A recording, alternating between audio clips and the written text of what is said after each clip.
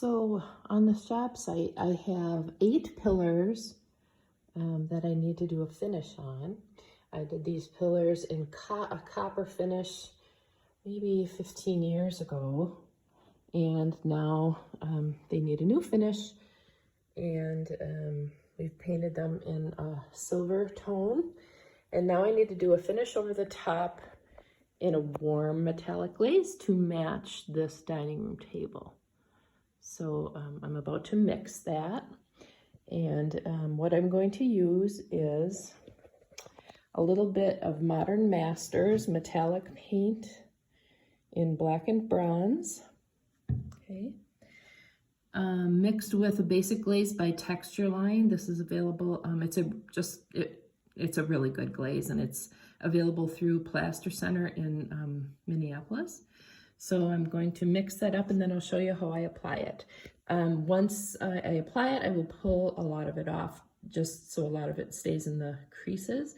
And then when it's dry, I'm going to put a top coat of Modern Masters Master Clear over the top in semi-gloss. This is for use over metallic paint. If you don't use a product that's for metallic paint, it can kind of deaden the metallic. So that's what we use for that. Okay, I've completed the base on one of them. Now I'm going to hold the camera rather than set up a tripod just to show you the easy application, okay? So I used about, I would say, a half cup of glaze to maybe an 1/8 of a cup of metallic paint, okay? And sometimes you just have to play around with it to get the consistency right. Okay, so I'm just gonna work on the base of this.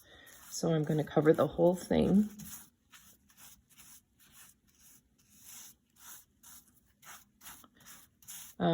And glaze just gives it a longer open time and makes it more translucent.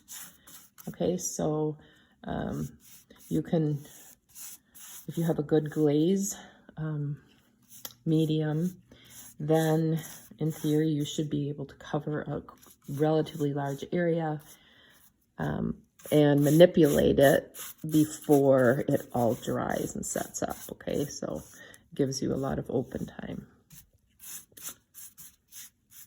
Okay,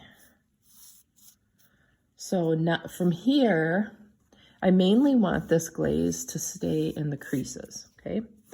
I'm mimicking a dining room set that has kind of this color combination. So from here, I'm going to wipe it off. I'm going to use just a rag. You could use cheesecloth as well.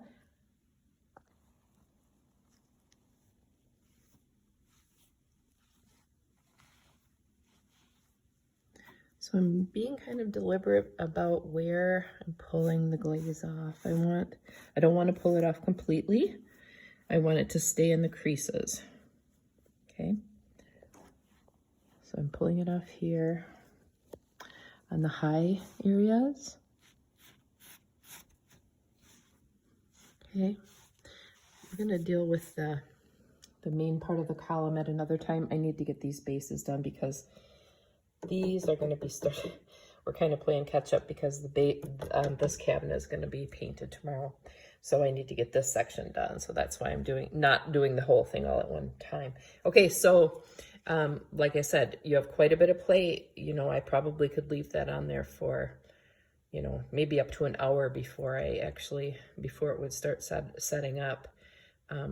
Maybe not that long. It just depends on the products you're using.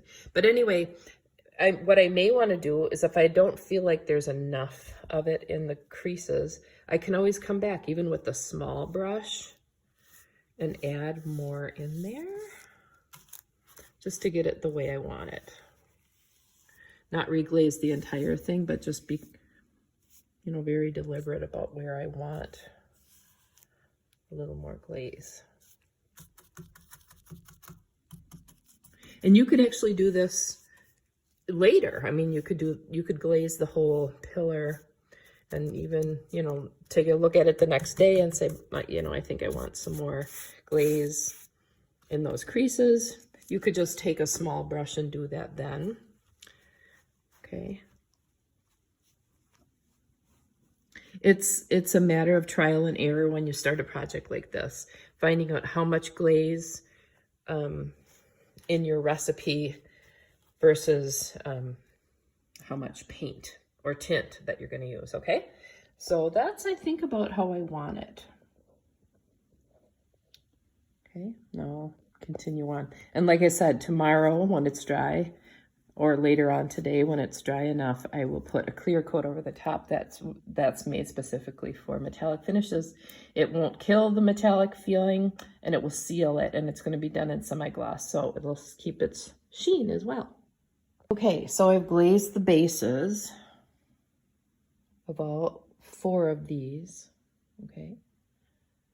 And I've decided I want to have a little bit more punch, a little bit darker in the creases. So I'm using just some of this blackened bronze and a small brush, not even with the glaze, just straight, to accentuate some of these shadow lines, because the furniture we're matching has some real dark creases.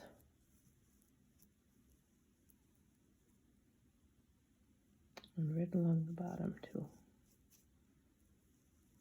Okay, so I have found that whenever I do a glaze, you have to just kind of go with it. You have to just see how it's acting. You may have to add more glaze or more paint, or, you know, do some accents as it's drying or after it dries. So this is art, and it's a process. And you can't be afraid of it. You just have to kind of go for it. That's how you get the best results.